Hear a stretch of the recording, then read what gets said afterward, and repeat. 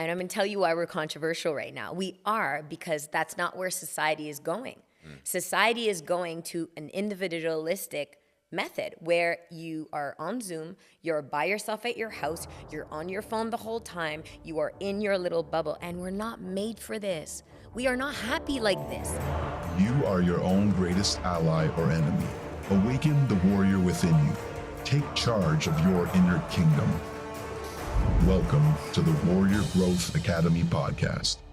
Welcome to the Warrior Growth Academy podcast, where we build our mental strength, not only to survive, but to thrive in this life.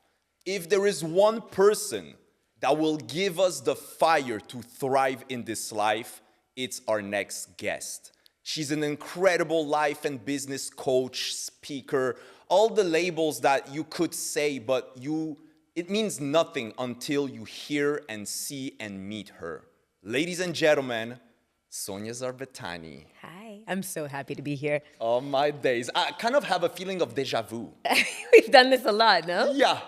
Listen. It's kind of like something we already do. We just do this. This is what we do. We are here to inspire and to give back and to impact, and this is what we do. God damn, I couldn't say that better. What drives you? Passion, impact, being, just empowering the next generation, being a phenomenal mom, being a great friend, having amazing values, getting to play, live a life with those that you love, waking up every single morning and going, wow, I get to do this. That's the drive. Wow. And what's the mission? How would you describe the mission that you're on? The mission is, I believe that we all have this gift. We all have this little tinkling inside of us, this butterfly, this however you want to speak it, but we're here to do good. We're here to be the person that can impact the next generation, be the person that can be good, that can show people that it's possible. For me, I'm on such a mission because I didn't see the model that I needed when I was growing up. I saw so many men on stages, but I didn't see a woman who would be able to be on stages and be a phenomenal mom and have her kids and have her family and have her friends. And I didn't see it. So I was like, okay, well, I have two choices. I could think that it's not possible, or I can become that, and I can be that person for the next generation and for your kids and for your kids. So that's the mission. For me, it's so not about me. It stopped being about me a really long time ago. And it's like, how much impact can we do? How many lives can we touch? How many little girls can we just be like, Mommy, it's possible? How exactly in this direction, how do you dissociate, I guess I would say, or at least you make it less about yourself, even if you are the messenger, you are the person speaking. So in a way, all the cameras and lights and microphones are on you. How do you still not feel that it's about you and you don't let that ego inflate? I did the work. I did the ego work a really long time ago. You get the things and then you realize you're like, all right, well, more money won't make me happier. More things won't make me happier. It's not about me. It really isn't about me. Nobody gives a shit about me. They don't. It's like, what can I, maybe for a minute they'll talk. And then it's like, well, what value can I bring in their life? How can I be such a good person in other people's lives? How can I impact those that I love, the friendships that I have, the family that I have? That to me is such wealth. That to me is the true values of life. Not, oh, look at Sonia. I really don't need that at all. I could be, you know me. For me, hoodied up with, at my house, going for runs, doing my thing, being super isolated. My big idea is to have my compound on some island. So yet I'm so public. But to me, it's just a beautiful message that I need to give to as many people as I can. And I really am just a messenger. Wonderful. Our compound. Don't forget that. I know. Okay, good. You said mine, whatever. No, our. I'll build mine I bigger. know you stop. No, and honestly, I can speak, obviously, from my perspective, but I truly realize, especially by getting to know you, that you are truly, authentic in that message that you just described, because it can be very easily confused, Yeah. and I even, to be 100% truthful, in the beginning I thought it was more about you, so you were kind of feeling the flashlights. Yeah. But then I saw what's really beneath and behind, and I was like, no, it's what she says on a stage, because the thing is, I heard it from many other people too, right? So it's a thing that a lot of, especially public speakers and public figures say, but they don't either mean it, or it's not even really true, maybe sometimes subconsciously. But honestly, again, who am I to judge it? But in my opinion, it is truly truthful. So Yeah, it is I think beautiful. it's, I think that that's also really sad about the world, because most people, they portray something online or something publicly, or they have a character that they play, and then you meet them in real life and they have an agenda, or they do something, but it's not out of the goodness of their heart, or to be a good friend, or to be just to give back. It's really because there's something else underlying.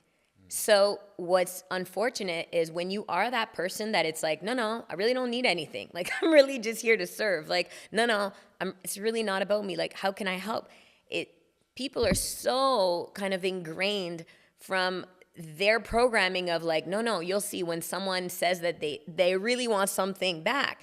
So people are so guarded, and you're missing out on some really phenomenal friendships and people of just kind of allowing yourself to open up and go deeper in your friendships and go deeper with the people around you, because there are some people out there that really just want to do good, that really just want to have a good time, that really just want to play and just want to give and just want to serve, and really are not looking for anything else in return.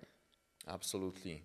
If, for example, someone would be surrounded with people that they have the sense that, there is an agenda that is hidden, or at least that it's not that type of relationship you've just described, that is like truthful and deep and real, what would you say are the steps to go through to kind of find a concept that you often talk about, the tribe, also obviously your close circle? Test your people. Test your people. How?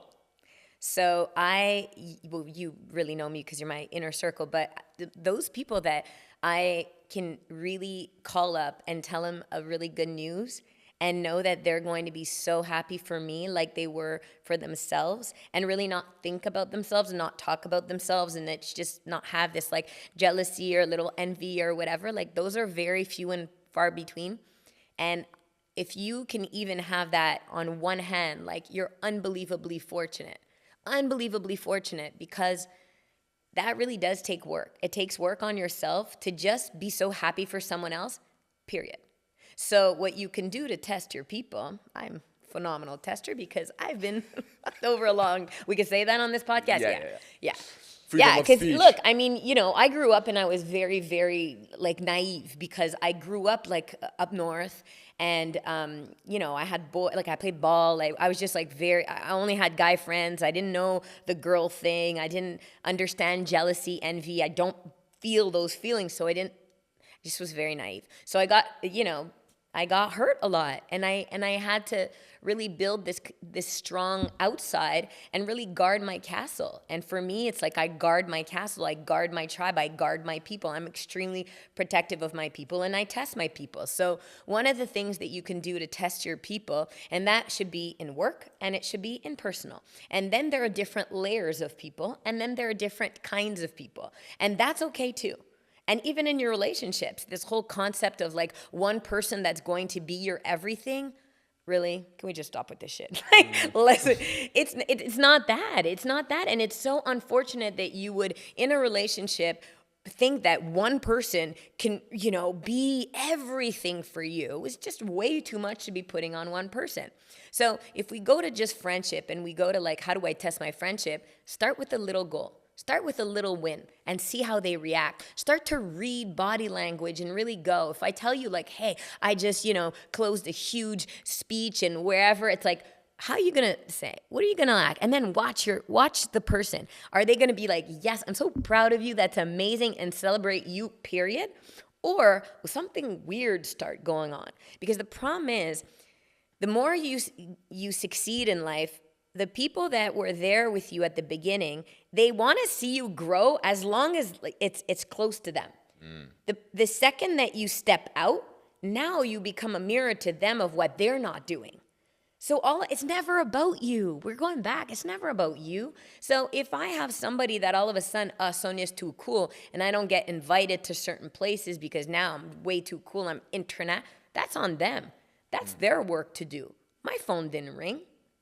My phone didn't ring. Did you try calling me and try to make plans? Or did you think that now that I'm doing all this big stuff, that now I'm too cool? You see? So the way in which to test your people is you drop little things and you see if they roll with you. You see if they, and then you go to the next thing, and then you go to the next thing. And then you start building these really authentic relationships. Like for me, my definition of my friendship is a completely vulnerable friendship. Like I will call, there's nothing I can't tell you, and I will never feel like I have to have it all figured out. I don't want to be the person that has it all figured out. I don't want that. I don't want friendships that think that I have a perfect life. I want friendships where like my kids are driving me crazy, you know?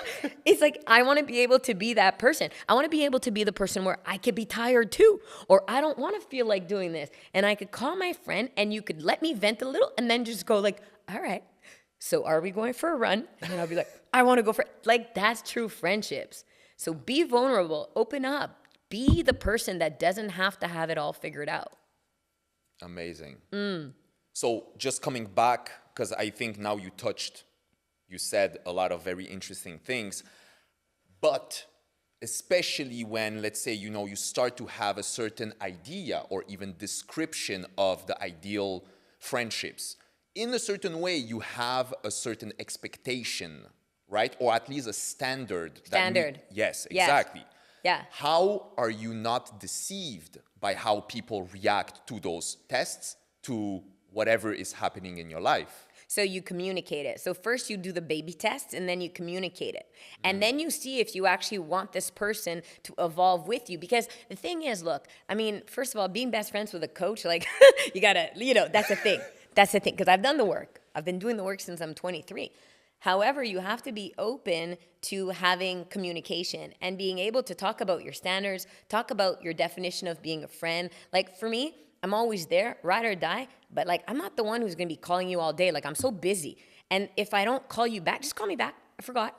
So if we sit together and we go, all right, you and me, we're gonna get real close and we're gonna be best friends and it's for life. Here's the stuff. I don't do drama. I don't do thing. You don't put some little non-negotiable, put a little like, here's what I like out of a friendship. So that then it becomes so easy and simple.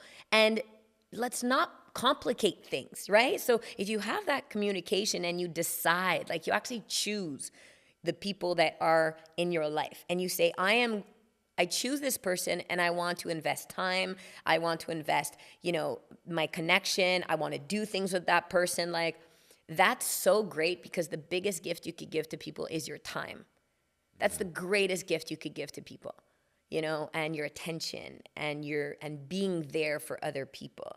And I think that especially now in an era where, people's attention is, everyone's on their phone. Like they go for coffee, they're on your phone. Like you should have just gone for coffee with your phone, bro. Like, why am I here?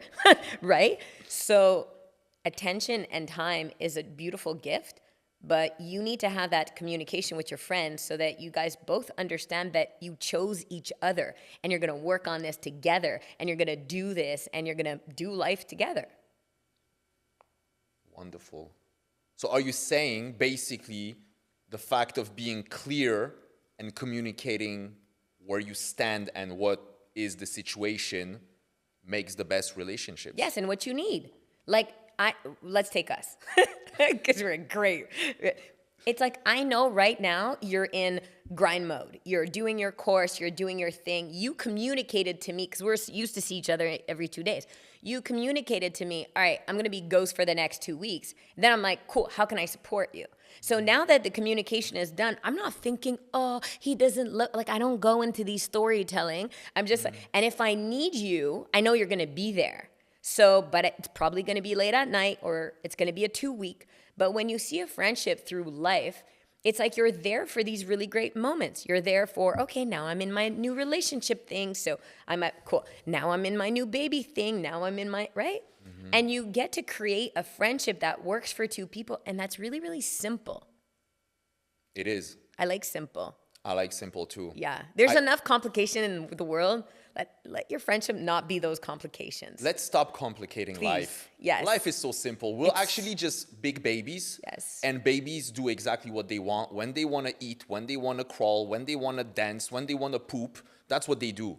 And it's okay to, like, I've said this to so many, I've said this to so many people, but I'm like, we're just not aligned. Like, there's certain friendships in people where their definition of friendship, I can't give it to them. It's too high maintenance for me. I can't give it to you. And I've said that, and that's okay too. Where I've been like, I get that you need me to call you every day and that you need me to care about your relation. Like, I'm just not that person. Like, I don't really care. So I'm not going to listen to you every morning where I have, you know, my drive. It's a 5-minute drive from my house to my office. And I need to be in this vibe. That's what it's going to be. So it's okay to also say, hey, I love that definition of a friendship. However, it's really just not aligned with me. So we could kick it once in a while, but yeah. That's it. Yeah. And I think it's beautiful because that's kind of a very technical part, which is just the clarity, the deal, communicating what you want, what you have to offer.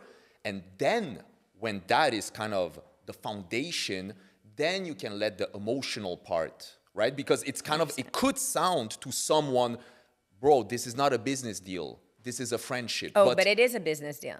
In a certain way. Yeah, it is, because it's your time. Everything in the world, the only thing you have is your time. So if I'm giving you my time, I'm not with my kids. You better be really special, because I really love my kids. So it's a business deal. And if I'm with you, I'm not at my office and I'm not at my job. I love what I like. You understand. I love what I do so much. It's not work for me. So if I have to go for coffee with somebody and do, like, this better be epic, because I really love my life and I love hanging out in my house. So it's a transaction. It's where do you want to put your time? Absolutely. How do you get to love your life?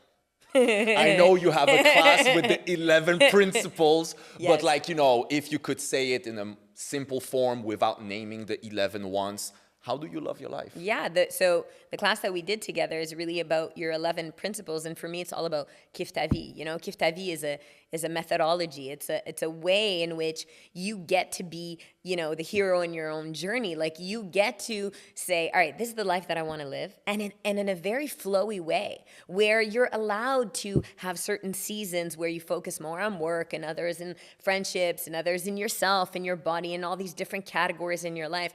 But yet it's a methodology in which you can get to enjoy the journey of your life. And it's not once I achieve these certain objectives that then I'll be happy, then I'll enjoy my life. It's not. Happiness is not a destination. And it's truly like, how can I add a little sprinkle in my day? How can I have a highlight at the end of every day? How can I, you know, make my life better from the simple things, and taking the moments to look at, like, well, what does actually make me happy? Like, do you know how many people I've coached that I tell them, like, okay, so what do you do for you? And they're like, what do you mean? I'm like, what makes you happy? And they're like, I no one's ever asked me that. And I'm like, really? Yes, because what? You probably got married very young. Maybe you have some kids. Maybe you've had to work. So you're so kind of ingrained in the life that just, well, you thought that that's what life was. You know, maybe your parents told you that after school you got to go out and get a good job, and then you got to marry the guy that you went to, and then you have the kids. And so your life becomes this kind of robotic thing where you wake up one day and you're like, wait, is this it? Like, this whole thing, this is it? And you get to choose at that moment that, no, it's not it. At any moment in your life, at any moment in your day, you could choose a different direction. You could choose to just stop and just be like, before I drive home and I get the kids, and I can just, like, park and, like, go sit at the park for 5 minutes by myself and look at the birds and go, this is really fun. This is really nice. Like, do you know what I mean? Like, living your best life doesn't have to be yacht jumping, like, you know, in Monaco. And yeah, that's fun. It's great. However, it's also these like great little moments of your day, and you get to choose them at all times. So that's why there's 11 principles that I created that are just going to make you think, that's going to make you self-assess, and that's going to give you a roadmap so that you can build your own methodology of what your definition is of kiffing your life, living your best life. I love it. I know you do. And by the way, I think I'm one of the masters, self-proclaimed, in finding those little moments of blissfulness. Literally in like the most hectic day, I'll like sit down, feel the sun, breathe in the air, think of a highlight, think of a gratefulness for like 2 minutes, and then go on with my day. Yes, and you're also the person who, like, you know that I hate voice notes. Like, I really can't stand them. I can't. But Jakub will literally send me a voice note and be like, look, I know you hate voice notes, but I just want to tell you the highlight of the day. And then he goes on for 2.5 minutes of, my highlight of the day was like, so I went to this coffee shop in Montreal. It's a great coffee shop. And the guy had a cup that he went and got Jakub this cup. And this was like a 2.5 minute voice note of how excited he was that the guy from Olympico got him the Olympico cup.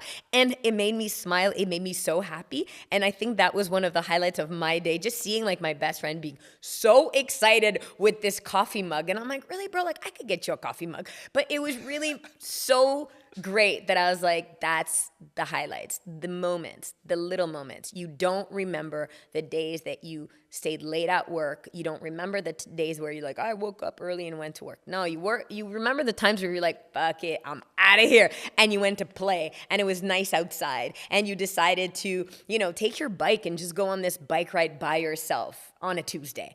And that's a moment that you actually will remember.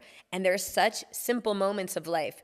And the more you get to start seeing them, appreciating them, creating these highlights with your friends, with your family, with your relationship, with your kids, like all of a sudden, this life that seemed so mundane actually becomes so full, so rich, and then you start to look for them and build them.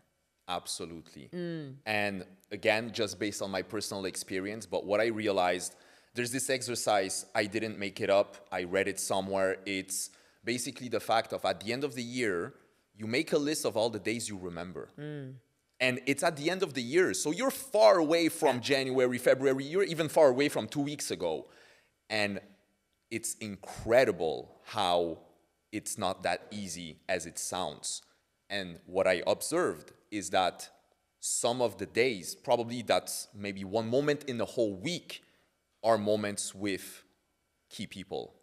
Yeah. Because this is shared, this is more ingrained in your memory. The fact, as you explained, as much for your happiness, as much for your wins, as much as for the gratefulness, so all those positive emotions, when you truly want the best for the people around you and you are surrounded by that type of people, you get bonus of those dosages of bliss, of happiness, of joy. And when you get to share them, it's as if it was on steroids. So a little coffee after a run on a Saturday morning, that technically there's nothing special about it.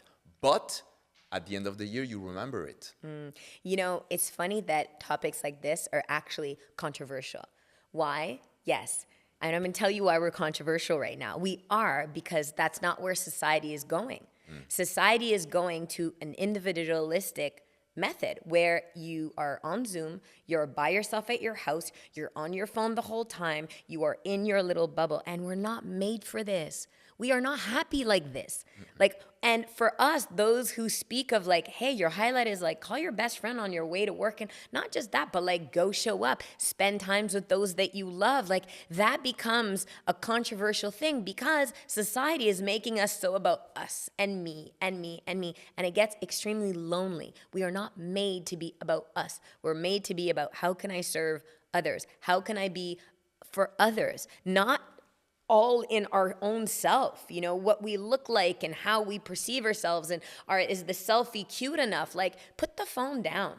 Like, go live your life. It's out there. Because I don't imagine if we start to calculate all the time that you spend on socials and on this and on, how much of your life is wasted.